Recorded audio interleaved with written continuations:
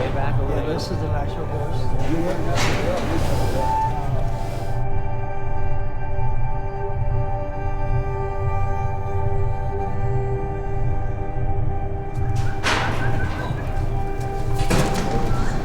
Five.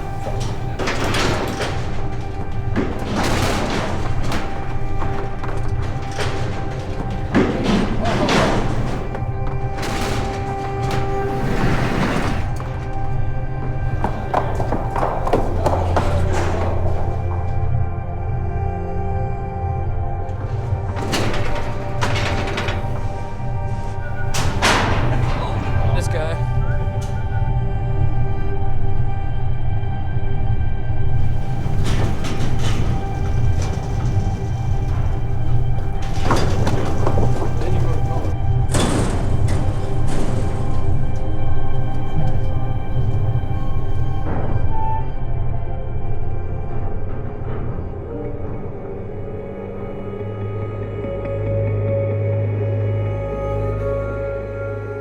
Whether it's a horse or a human, we need to help them not become a victim anymore and stay as a victim. We all need a purpose in life. We need a reason to get up in the morning. These guys do too, you know, we all do. What we're trying to do here is give these Mustangs a life. You know, when you put some of the toughest human beings in the world with arguably some of the toughest horses in the world together, and they're both curing each other of what they both need, and that's exactly what this program's about. It's about transforming the lives of people and transforming the lives of horses. Here we are looking for specific qualities to see if they're going to meet the needs of the program, and if we can't draw them out, then we won't be successful. You're about to have a crazy adventure life. Pressure peels back the layers to original thought, and we have to put these horses through that process so that we know what they're capable of. The only way we can do that is by covering country.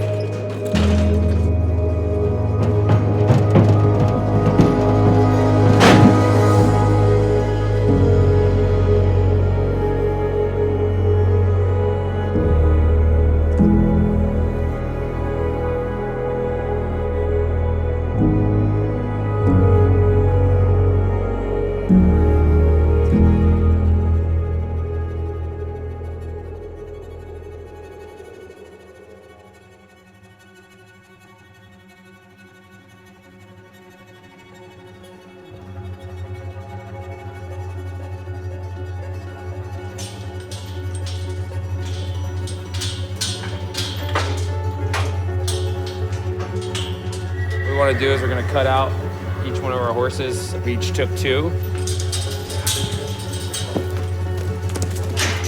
And each one of us will be partnered with you guys for the next 5 days. Let's get them trained. Let's get them trained.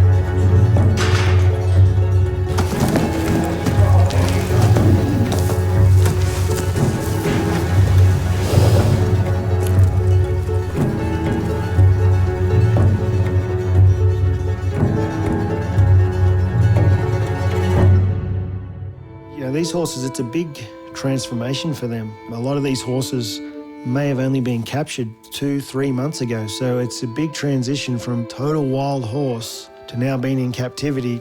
You know, it's probably a little stressful for them, but that's our job as a trainer to make it as pleasant and as understanding, so, you know, we can get a pretty good relationship started. Hey.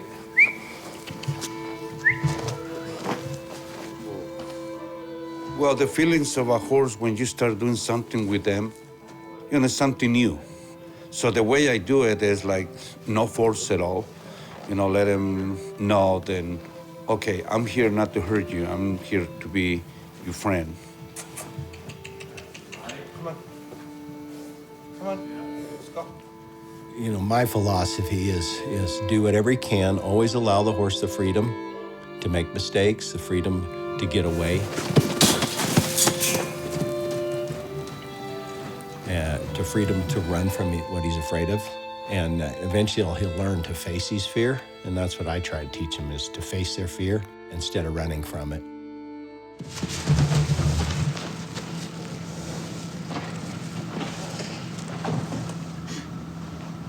You're good. You're Good, bro.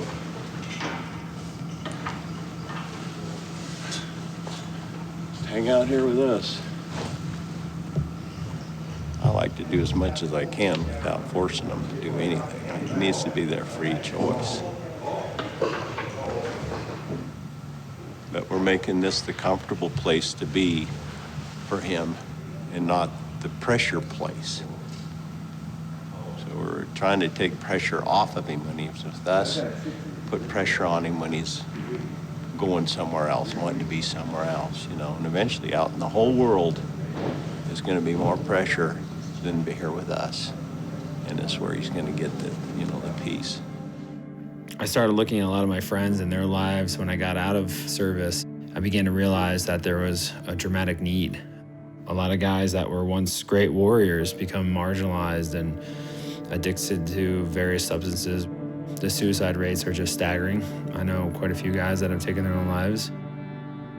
What I've seen over the years just working with horses like this and helping people work with horses is it's not just about the horse, it's really more about us.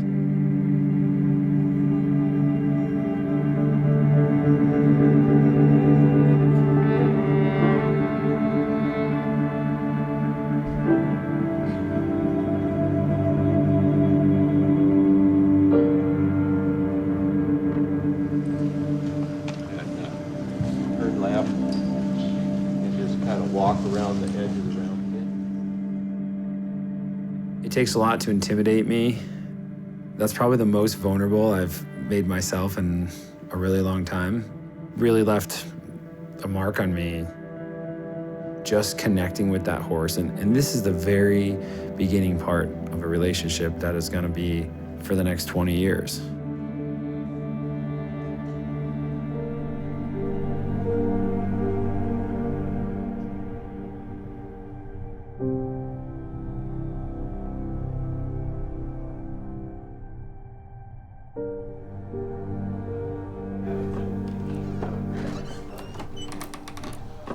A big trip like this really comes down to the nuts and bolts and logistics, and getting 16 wild horses across New Mexico and Arizona presents some pretty serious challenges that when you really come down from the 40,000 foot view, it's an immense amount of work. Conceptualizing this and then actually doing it has been a real challenge. 7 days a week, we're with the horses, gather everybody, head to the office and work half a day, and then take back off and 7, 8, 9 o'clock at night, come home and do that 7 days a week. And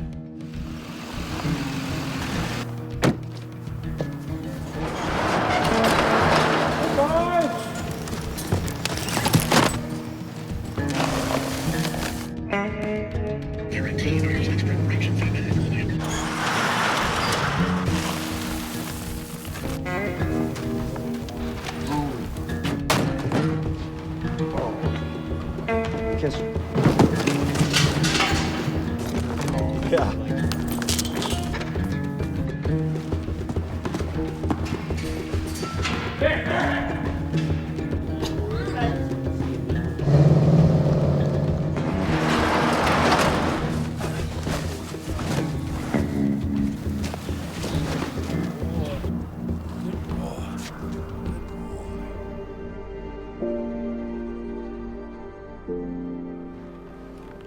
some of the horses pick things up really quick. And I think it's a lot like people. It's looking at a new approach, you know, it's not one size fits all with horses. We need to prepare these animals for, you know, what's ahead, and it's our responsibility to do that. Give them every opportunity to be good and stay good. But when they get off, you know, let them run into a boundary and then encourage that when they're right on. And then they'll hunt what's right on.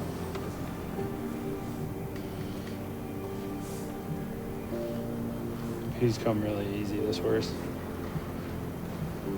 Here. Got a head a mother could love only. Hey, easy. Easy, Grant.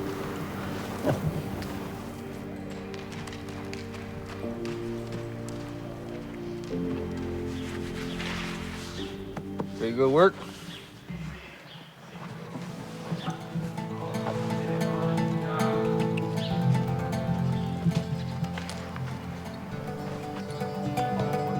been really a pleasure kind of watching him and take off yesterday and put him away bareback and just ride out there. It's been amazing to watch. You're a very determined person. I think a lot of people have, and I'm not saying I don't have an issue with fear, but I acknowledge it and it doesn't bother me, I guess. I think that comes from childhood and growing up and experiences and the occupation we used to do. Some of the greatest things I've done, I was terrified out of my mind, but I was willing to do it. I've been doing horses for a year. That's a loose term, doing horses. Barely a year. Barely a year. And, you know, I might be feeling it on the inside. I think I internalize things very well.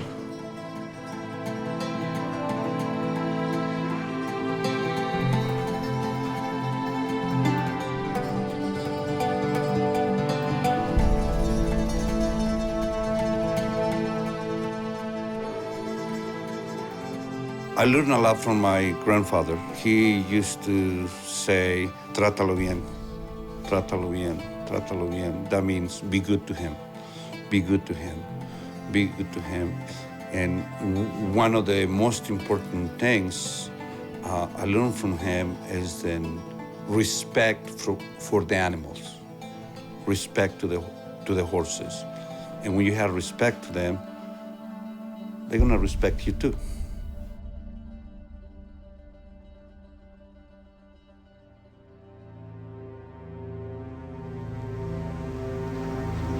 Well, when you get their confidence, trust, and connect with them, they connect with you, you can do basically everything you want.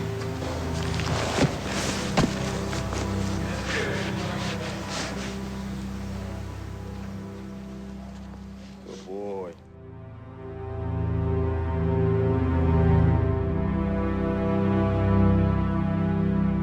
The old philosophy was force, fear, intimidation, and repetition.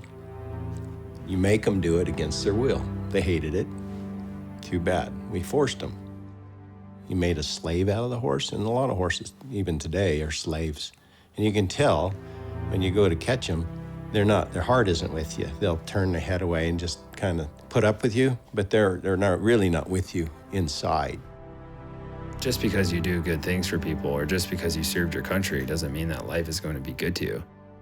A lot of guys think, hey, just because I joined the military, now all of a sudden everybody owes me something, and what they need to realize is that they owe themselves.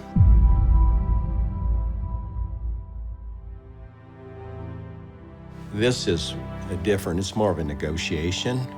The relationship with my horse is more important than what that horse can do for me or how good he makes me look. That used to be really important to me. Now what's important is that relationship between me and my horse. You think of your horse like a student or even a child. You're just trying to help him be the best that he can be at what he's kind of built and designed to be.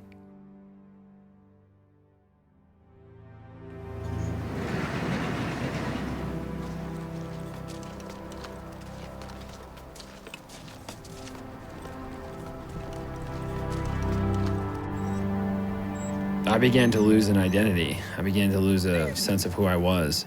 And I was defining my life by those scars. I wasn't growing and I wasn't evolving.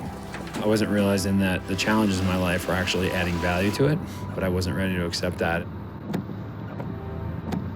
Working with these horses has made me change some aspects of my life that I normally probably wouldn't have done, which has been a necessity to accomplish this mission and come home and do that 7 days a week and be a dad and 4 kids, manage a household.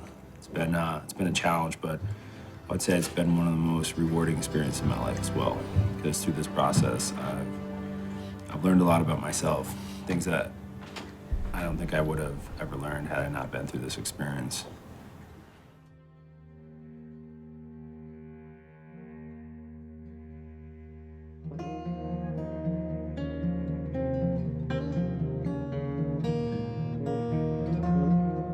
I think the most important thing about this project is about building a team of people that have roles and responsibilities and are results-driven individuals. It's not one singular idea, but it's a community of ideas that get together to accomplish one thing. It's really quite an undertaking to plan this kind of trip. Our major concern at the beginning was snow levels. So we had to find trails that didn't have old snow and drifts that we couldn't navigate through. So we had to find logistically places that we could start and finish without going over mountaintops. We started as far north as possible, which would happen to be Quamato, New Mexico. We're gonna have between 9,000 and 10,000 pounds of hay cubes. We're gonna have places where we're gonna have to be supplied with water. Just containing these animals where there's no trees. And obstacles are gonna come, and that's just a part of life. And if this wasn't a struggle and this wasn't a challenge, it wouldn't have any value.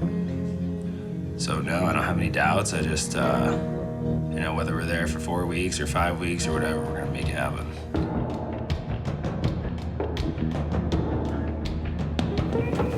I'm just gonna put, well, if I put it here and I put that block right there.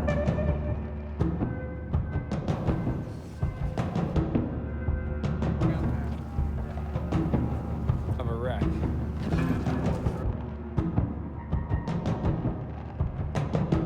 Listen, if there is a wreck and a horse comes towards you, guys, your job is to stay on the horse. Remain calm, remember your horsemanship. Check your cinches, make sure none of those rings are in the armpit of your horse. First thing we're gonna do is saddle up. We're gonna head down this road. We're gonna water our horses, and we're gonna come back up in about 0.8 miles, hit the CDT trail. I've never packed this many unbroke stock. Usually you put a young one in with experienced ones, and that's how they learn. And then you put another young one and another one. So I've never worked with this many young stock. The hardest thing about this young stock is getting them in a string, who's gonna get along, what order do you put them in? You don't know until you absolutely do it. And it all went pretty good. But putting a lot of miles on quickly, we did 60 miles in 2 days once. So that's what's been helpful, is the early, hard days to get them lined up. We have experience at all in the route. I know some of the days with Russ with the route, I remember I would talk to him and I would be like, man, it would be a 25-mile day in the mountains, and big mountains. I'd look at Russ and I'm like, man, this is a huge day. And we'd get it done. We had a lot of late nights. Like, we rode at night quite a bit. The pressures here are primarily taking care of those horses. Those horses come before everything. They get fed before the people, they water before the people, they get bedded down before people. You know, they are the #1 priority here. So that horse has a bad cut on the inside of his nose. This morning it's really stinking bad, and it is infected. He should be all healed up by the end of the trip. Anyway, it's just a little stinky mess you got to deal with, and it's horses. You're just constantly cleaning them, feeding them, and doctoring them.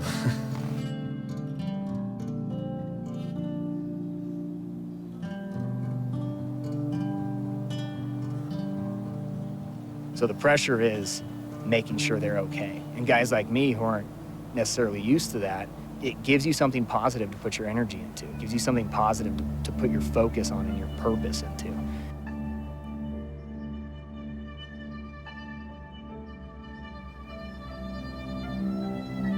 You know, before I started the program, I was, you know, kind of a switch, not a dial. And working with these horses, working with these guys out in these challenging situations taught me to have a dial. It taught me to temper myself. You don't have a choice. You won't get to the next trailhead if you're not tempering yourself. That horse will not take you there. He'll take you wherever you want to go, but he's only going to take you so far as you can treat him.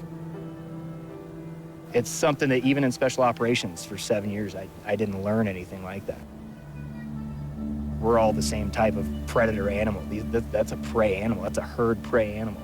And if you act like that predator around them, like you're always ready to go, you're always on the edge, that's how they're going to react to you. And you have to learn how to bring it all back. You have to refocus all of your energy from something mission critical, like an objective to get to and a target to hit, to making sure that guy is okay at the end of the day. He's not sored up, he's not cut, he's taken care of. It's pretty incredible to be able to see the entire world differently just from working with these guys.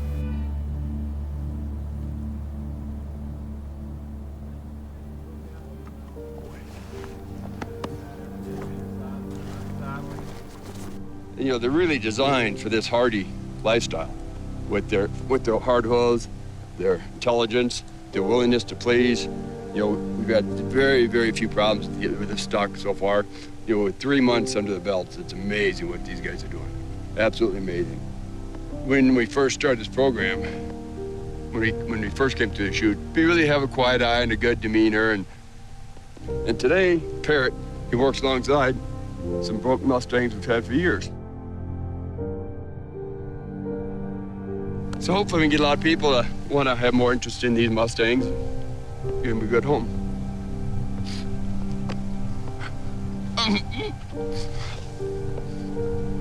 Sorry.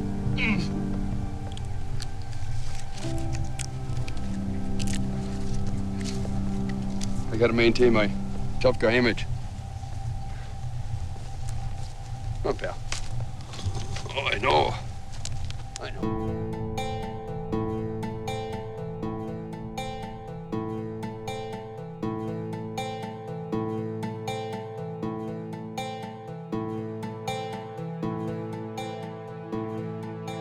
There's so much downtime when you're in the saddle and going all these miles, and you know, it means a little bit to everybody, but the things that we kind of get in rhythm with is our own breathing and the breathing of the horse's hooves as they walk, the movement of the horse, and we all kind of become together with nature. It's, you know, a time that we really bond with these horses. It's that cohesiveness. Being in the saddle and kind of being back by yourself with your pack string, and your mind starts to slow down. That comes with your string and the horse you're riding. You become so attuned to it, and your hearing becomes so aware of it. It's quite a special time to be able to, you know, have as much of that as we've had. It really makes going back to civilization that much more difficult.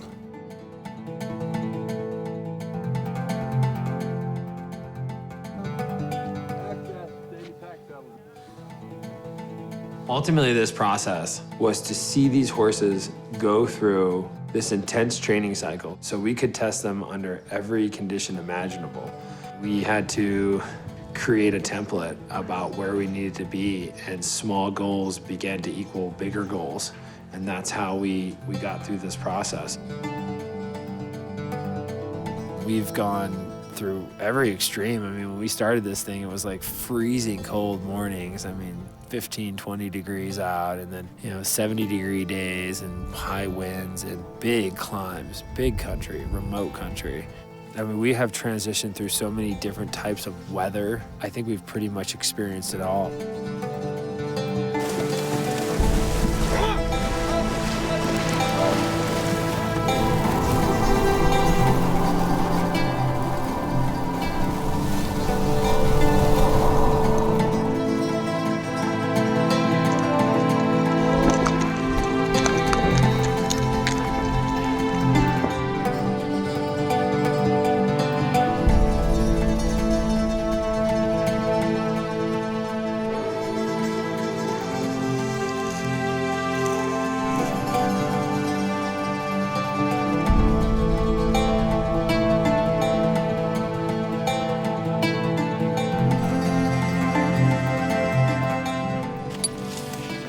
I don't know if it's knowing what I'm doing, but it's my way of doing it.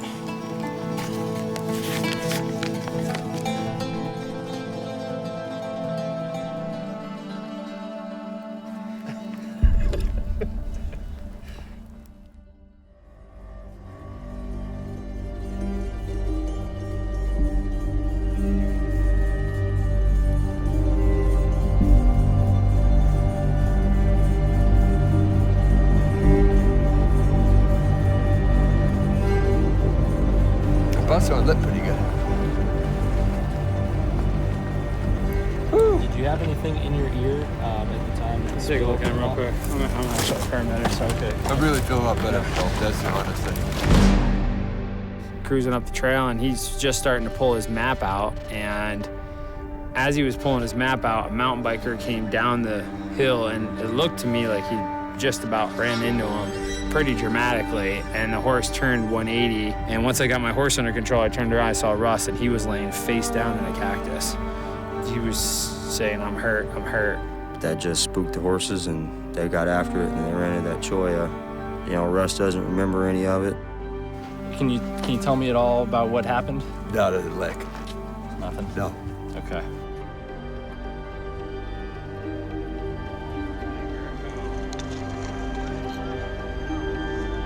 Yeah, dude, these dudes are like covered in choya. Their faces, everything.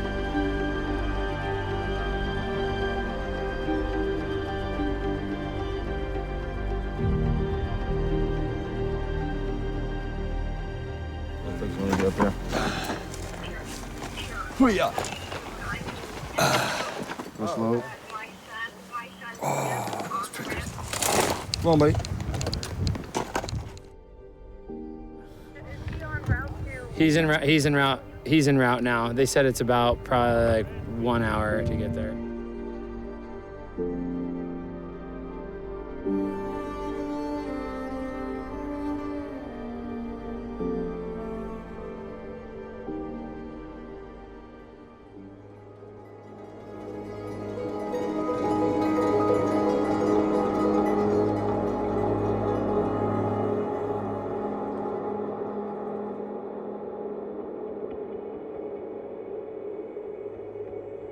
How do you feel?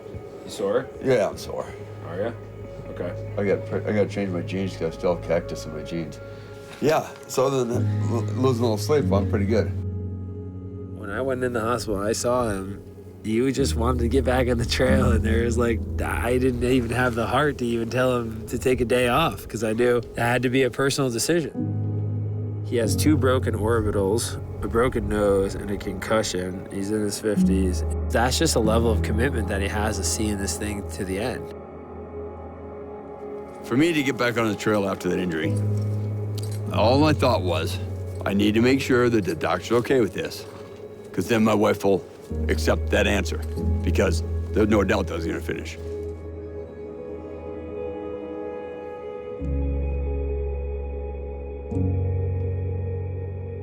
I came for 3 reasons. 1, to help finish the training cycle of these horses.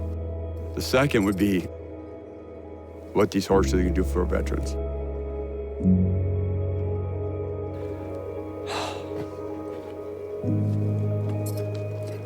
Thirdly, what I want to do is do this for me.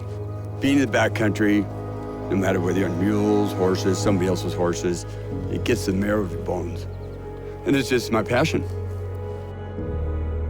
It's my passion being backcountry. Last year it was taken from me. Having cancer and surgery, I couldn't ride.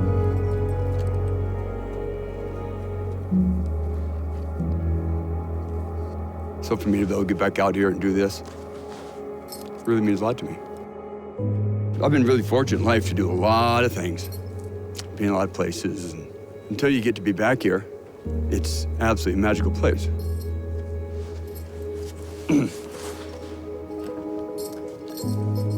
It doesn't really matter what state you're in, who you're with. It's just something that I personally like to continue doing for as long as I can.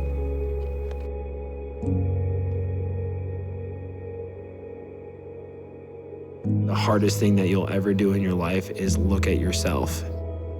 And you do that in the most honest and pure way while on these animals. It's really just a mirror. It's the things in the mirror that you don't see that will ultimately change your life.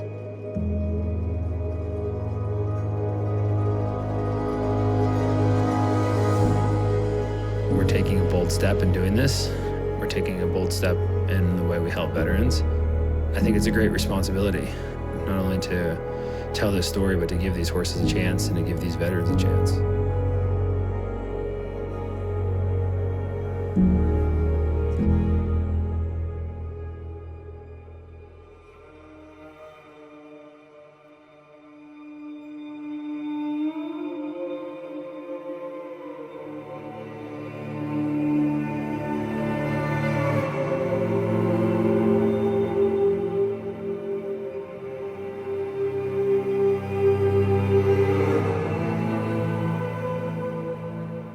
I think I got a chance to see everything they've got, reaffirmed all the work that we did. You know, I have zero concern about these guys and passing them along to the students. You know, obviously they're not polished. They've got a lot of rough edges on them, but it makes the program that much better this year for the guys who get the opportunity to work with them. This is the most important thing we do. The matching of the horses and the veterans is really what makes us unique. We try to identify core aspects of the individual in the horse and match them together to really complement each other. We're looking for an individual who really realizes that he can do it, but he needs help getting going. And I was really one of those guys where I would not necessarily ask for help, but I would do something where I was put in a position to help myself. Never really seriously thought that this would be something I'd be doing and have the opportunity to pull a Mustang off the land and train it from being the first person to touch it and seeing where he is now. That guy's definitely got a special place in my heart, so a really unique experience, and I encourage those people that have that thought or inkling to do so to take that step.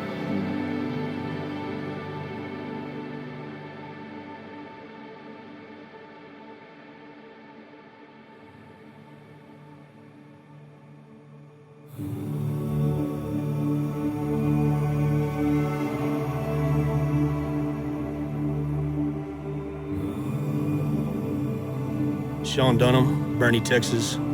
Served United States Marine Corps, United States Army, 3rd Armored Cav. Did 2 tours in Iraq. This is my old pony, Hambo.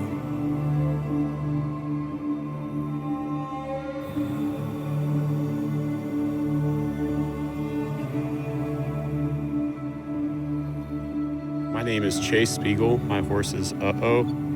I served in the Army as a combat medic for 6 years. I went to Afghanistan in 2010, 2011.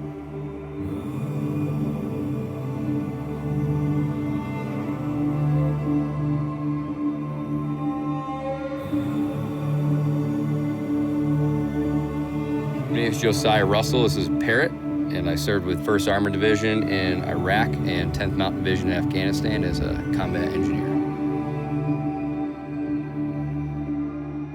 What I'm trying to do is create a mirror reflection so that that horse is projecting who they are back onto them. And when guys start to realize that, that's when the change really begins. It's through this matching process, it's through this horse-human connection where the walls begin to, get graded down and then crack and then eventually crumble.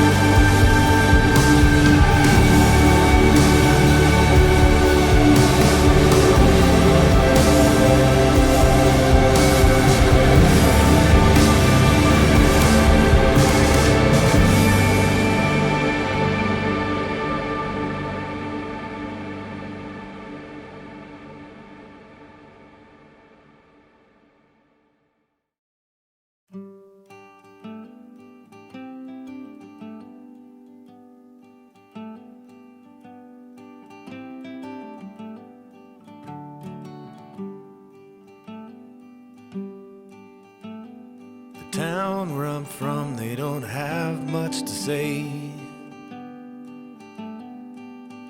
They watch TV at night and they work through the day.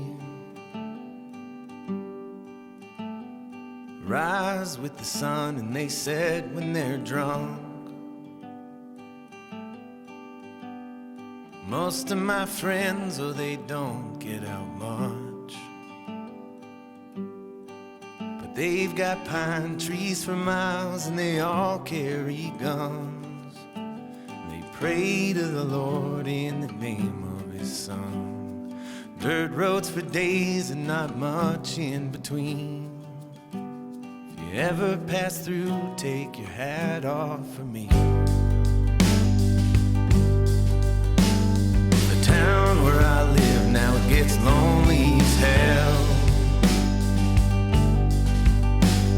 Don't cost too much for a beer and a well.